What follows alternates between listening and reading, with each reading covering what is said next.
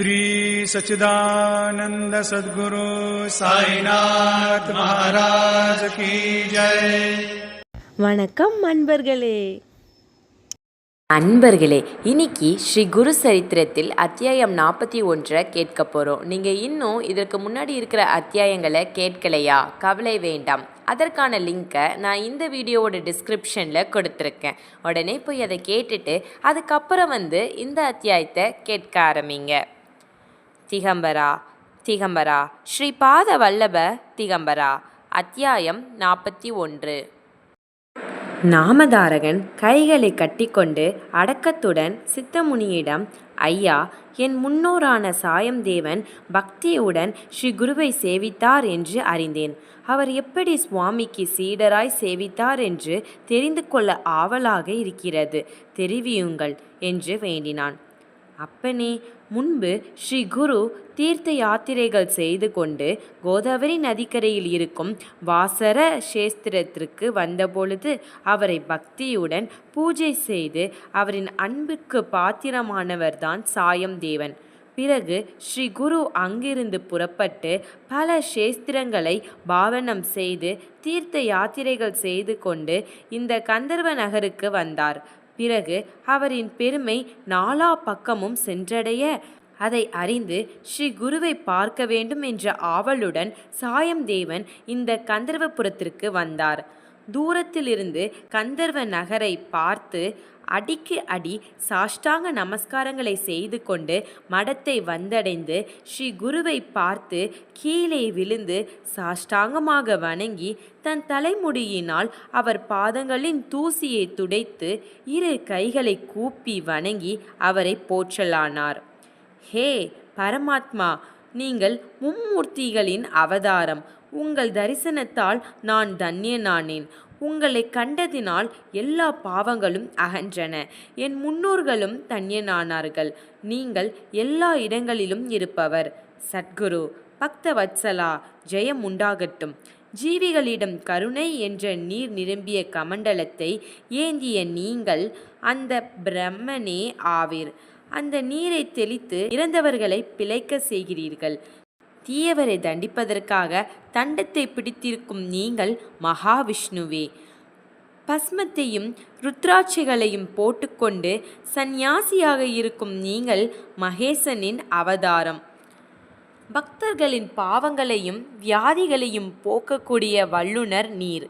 யார் கிருபையினால் இறந்தவன் உயிரை பெற்றானோ, மலட்டு எருமை பால் கறந்ததோ, காய்ந்த அத்திக்கொம்பு துளிர்த்து மரமானதோ, கடஜாதிக்காரன் மேன்மை பெற்றானோ, அப்படிப்பட்ட உங்களை அறிய யாரால் முடியும்?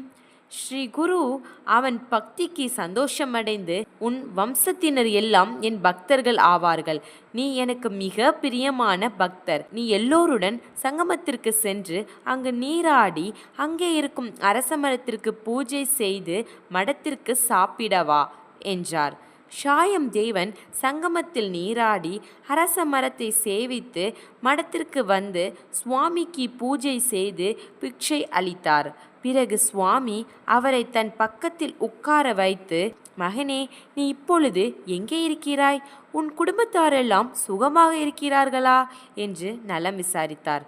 அவன், சுவாமி, உங்கள் அருளால் நானும் என் குடும்பத்தாரும் சுகமாக மேற்கு காஞ்சியில் இருக்கிறோம். என் குடும்பத்தை எல்லாம் என் மகன்கள் பார்த்து கொண்டிருக்கிறார்கள். ஆகையால் நான் உங்கள் பாதங்களிடமிருந்து உங்களுக்கு சேவை செய்து கொண்டிருக்க விரும்புகிறேன். எனக்கு அனுமதி கொடுங்கள் என்று வேண்டினான்.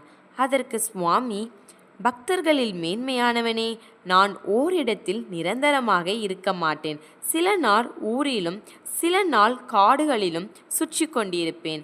எங்களுடன் சேர்ந்து இருப்பதும் எங்களுக்கு சேவை செய்வதும் கடினமானது. ஆகையால் நன்றாக யோசனை செய் என்றார். அதற்கு சாயம்தேவன், கருணாமூர்த்தியே, உங்களை சரணடைய வேண்டி வந்தேன். வேண்டாம் என்று சொல்லாதீர்கள். குருவை சேவிப்பவனுக்கு நரகமே இல்லாத போது கஷ்டங்கள் எப்படி வரும்? குரு சேவையினால் 4 வித புருஷார்த்தங்கள் கிடைக்கும்.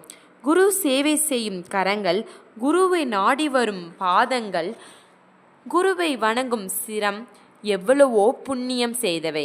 உங்கள் கிருபை என் மீது பொழியும் பொழுது எனக்கு வேறு பயம் என்ன இருக்கும்? ஆகையால் நான் உங்களிடமே இருந்து சேவை செய்து கொண்டிருப்பேன் என்று வேண்டினான். ஸ்ரீ குரு, உனக்கு அப்படி ஒரு திடநம்பிக்கை இருந்தால் அப்படியே ஆகட்டும் என்று சம்மதித்தார். சாயம்தேவன் சந்தோஷமடைந்து குரு சேவை செய்து கொண்டு மடத்திலேயே இருந்தார். இப்படி 3 மாத காலம் கழித்தது. ஒரு நாள் ஸ்ரீ குரு சாயம்தேவனின் திடபக்தியை சோதனை செய்ய நினைத்து எல்லோரும் மாலை நீராட சங்கமத்திற்கு சென்றார்கள். அங்கு நீராடி சந்தியாவந்தனம் முடித்த பிறகு சாயம்தேவனும் சுவாமியும் அரச மரத்தடியில் அமர்ந்தார்கள். அவரின் சீடர்கள் எல்லாம் மடத்திற்கு சென்று விட்டார்கள். அப்பொழுது ஸ்ரீ குரு ஒரு லீலை செய்தார். அங்கே திடீரென்று பெரும் காற்றை வரவழைத்தார். அந்த காற்றிற்கு மரங்கள் எல்லாம் ஆடத் தொடங்கின. ஆகாயத்தை கருமேகங்கள் சூழ்ந்து கொண்டன. பயங்கரமான உருமிக்கொண்டு மின்னல்களுடன் பெரும் மழை கொட்ட ஆரம்பித்தது. அப்பொழுது சாயம்தேவன் திடபக்தியுடன் நின்று தன் மேலிருந்த துணியை எடுத்து சுவாமிக்கு போத்தி காற்று அடிக்காமல் குறுக்கே நின்றார். இப்படி 2 ஜாம பொழுது கடந்தன. மழை சற்று குறைந்தது. குளிர்காற்று வீசத் தொடங்கிற்று. அப்பொழுது சுவாமி, குளிர்காற்றினால் எனக்கு உடல் நடுக்கம் அதிகமாயிற்று. ஆகையால் நீ மடத்திற்கு சென்று நெருப்பு கொண்டு வந்தால் குளிருக்கு நெருப்பு காய்த்து கொள்ளலாம். நீ செல்லும் பொழுது பாதையில் நேராக பார்த்து கொண்டு செல், எந்த பக்கமும் பார்க்காதே என்று எச்சரித்து அனுப்பினார். குருவின் ஆணையை சிரமேற்கொண்டு அந்த இருட்டில் மின்னல்களின் வெளிச்சத்தில் தடுமாறிக்கொண்டு சகதியில் மெல்ல நடந்து மடத்தை அடைந்து ஒரு பாத்திரத்தில் நெருப்பை எடுத்துக்கொண்டு திரும்பி வரலானார். ஸ்ரீ குரு என்னை எந்த பக்கமும் பார்க்காமல் நேராக பார்த்து வர சொன்னார்.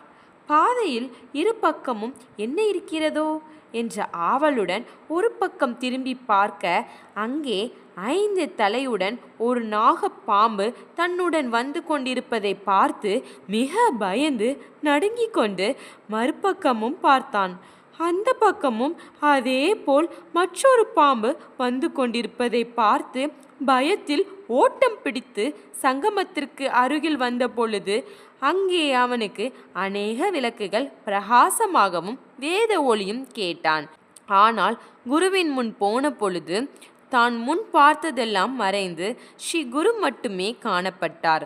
மேகங்கள் அகன்று வானம் நிர்மலமாக தென்பட்டது.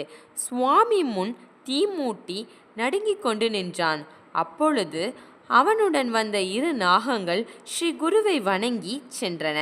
அவனின் நடுக்கத்தை பார்த்த ஸ்ரீ குரு, உன்னை காப்பாற்றவே அந்த நாகங்களை அனுப்பினேன். ஆதலால் பயத்தை விட்டுவிடு. நான் சொன்னது போல் குருவின் சேவை மிக கடினமானது. ஆகையால் முன்னமே நன்றாக யோசித்து குரு சேவைக்கு முற்பட வேண்டும். கலியின் பிரபாவத்தால் இந்திர சலபம், அவதூறுகள் முதலியன வரலாம். ஆனால் மனதை திடப்படுத்தி கொண்டு ஒரே நோக்கத்துடன் சேவை செய்ய வேண்டும் என்றார். சாயம்தேவன் குருவிடம், தேவா, எனக்கு குரு பக்தி திடமாக இருப்பதற்கு குரு பக்தியின் மகிமையை கூறுங்கள் என்று வேண்டினான். ஸ்ரீ குருதேவர், மகனே, முன்பு பார்வதிக்கு ஈசன் சொன்ன குரு பக்தி பற்றி கூறுகிறேன் கேள். குரு பக்தியினால் எல்லாமுமே பெற முடியும். சிவனே குருவென்ற திடமான பாவனத்துடன் குருவை சேவிக்க வேண்டும். ஜெபங்கள், அனுட்டானங்கள் நீண்ட நாள் செய்தால் பயன் பெறுவாய். ஆனால் குரு பக்தியின் பயன் உடனே கிடைக்கும். தவங்கள், அனுட்டானங்கள், யக்ஞங்கள், தானங்கள் ஒருவேளையில் பயனில்லாமல் போகலாம். ஆனால் குரு பக்தி கண்டிப்பாக பயன் கொடுக்கும். அதுவும் இல்லாமல் குருவிடம் பக்தி உள்ளவனுக்கு யக்ஞங்கள், தானங்கள் செய்த பயனும் வரும். குரு பக்தி சுலபமானது, கடினமில்லாதது. ஆனால் மனத்தை திடப்படுத்தி கொண்டு முழு நம்பிக்கையுடன் குருவிடம் இருக்க வேண்டும். இதற்கு சான்றாக ஒரு கதையை சொல்கிறேன். முன்பு திவஸ்ட என்ற பிராமண பாலகனுக்கு உபநயனம் செய்து வேதங்களை கற்ற ஒரு குருவிடம் அனுப்பினார்கள். அங்கு ஒரு நாள் பெரும் காற்றுடன் கடும் மழை பெய்தது. அதனால் குருவின் குடிலும் பாழடைந்து மழைநீர் உள்ளே கொட்ட ஆரம்பித்தது. அப்பொழுது குரு திவ்யஷ்டையை கூப்பிட்டு, அப்பனே, மழை பெய்த போதெல்லாம் இந்த குடில் பாழாகிறது. இப்படி மழைக்கு, காற்றுக்கு, நெருப்புக்கு பாழாகாமல் எல்லா வசதிகள் கொண்ட ஓர் குடில் ஒன்றை நீ கட்டிக்கொடு என்றார். குருபத்தினி, அப்பனே, யாரும் போட முடியாதது, தைக்க முடியாததும், பல நிறங்கள் கொண்டதும், எனக்கு சரியானதும் ஆன ரவிக்கை ஒன்றை கொண்டு வர வேண்டும் என்றாள். இதற்குள் குருமகன், அண்ணா, மண் தொட்டு காததும், தண்ணீரின் மேல் நடக்கக்கூடியதும், எப்பொழுதும் எனக்கு சரியாக இருக்கும் காலணிகள் வேண்டும் என்றான். சிறு குழந்தையான குருமகள், அண்ணா, எனக்கு காதுகளுக்கு தோடுகள், விளையாடுவதற்கு பொம்மை வீடும் வேண்டும். அந்த பொம்மை வீடு ஒரு தூண் மேல் இருக்க வேண்டும். அது தந்தத்தினால் செய்ததும் உடையாததும், என்னுடன் கொண்டு போவதற்கு தகுந்ததாகவும், தள்ளி செல்வதற்கு சக்கரங்கள் உள்ளதாகவும், அதை மடித்து கொண்டு போவதற்கு தகுந்ததாய் இருக்க வேண்டும் என்று கேட்டாள். இதை கேட்ட சீடனான திவ்யஷ்டன், அவை நிறைவேற்ற அவர்களிடம் விடைபெற்று கொண்டு காட்டு வழியாக சென்று கொண்டு, இவையெல்லாம் எப்படி என்னால் செய்ய முடியும், நான் யாரை அணுக வேண்டும் என்ற குழப்பத்துடன் செல்கையில் அவனுக்கு இதற்கு என் குருவையே சரணடைய வேண்டும் என்று தோன்றிற்று. குருதான் காப்பாற்றுவார், அவர்தான் எனக்கு கதி. கிருபாநிதியான குருவின் கருணை என் மீது இருந்தால் இந்த வேலைகளை செய்து முடிக்கலாம் என்று சென்று கொண்டு இருக்கையில் அங்கே ஓர் மகான் தென்பட்டார். அவர் பாலகனை பார்த்து, அப்பனே, நீ எங்கே சென்று கொண்டிருக்கிறாய்? உன் முகம் ஏன் கவலையுடன் இருக்கிறது? தெரிவிக்கவும் என்று கேட்டார். அவரை பார்த்தவுடனே திவ்யஷ்டனுக்கு மனம் நிம்மதி பெற்றது. தன் குருவே இந்த ரூபத்தில் தன் முன் தோன்றினார் என்று நினைத்து அவன் அவரை வணங்கி, ஐயா, யாரும் இல்லாத இந்த காட்டில் உங்களை பார்த்தவுடன் சாட்சாத் அந்த ஈசன்தான் நீங்கள் என்று தோன்றியது. உங்கள் தரிசனத்தால் என் மனம் நிம்மதியடைந்து ஆனந்தமாயின என்று கூறி தன் குரு குடும்பத்தார் கோரியதை தெரிவித்து, அதை தீர்க்க எனக்கு வழி தெரியவில்லை, நீங்கள்தான் வழிகாட்ட வேண்டும் என்று வேண்டினான். அந்த மகான், அப்பனே, வேண்டியதெல்லாம் நிறைவேற்றும் விஸ்வேஸ்வரன் காசியில் இருக்கையில் கடினமானது ஏதும் இல்லை.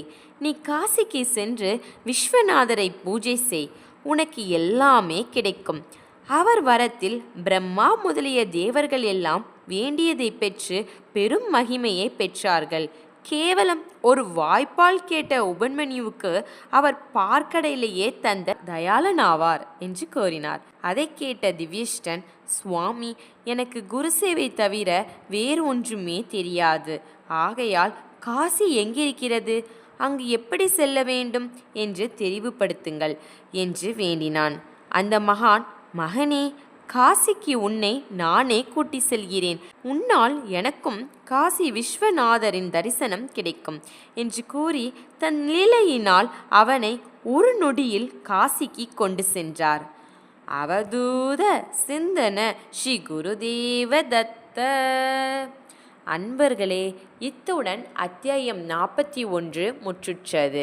அடுத்த அத்தியாயத்துடன் உங்களை சந்திக்கிறேன். அதுவரைக்கும் இணைந்திருங்கள் எல்லாம் சாய்பாபா யூடியூப் சேனலுடன். உங்களுக்கு உடனுக்குடன் வீடியோ கிடைக்க எல்லாம் சாய்பாபா சேனலை சப்ஸ்கிரைப் பண்ணி பக்கத்தில் இருக்க பெல் ஐக்கானை கிளிக் பண்ணுங்க. இந்த வீடியோ உங்களுக்கு மன அமைதியை கொடுத்திருந்துச்சுன்னா லைக் அண்ட் ஷேர் பண்ணுங்க. உங்களுக்கு மனசுல என்ன தோணுச்சோ அதை கமெண்ட் பண்ணுங்க.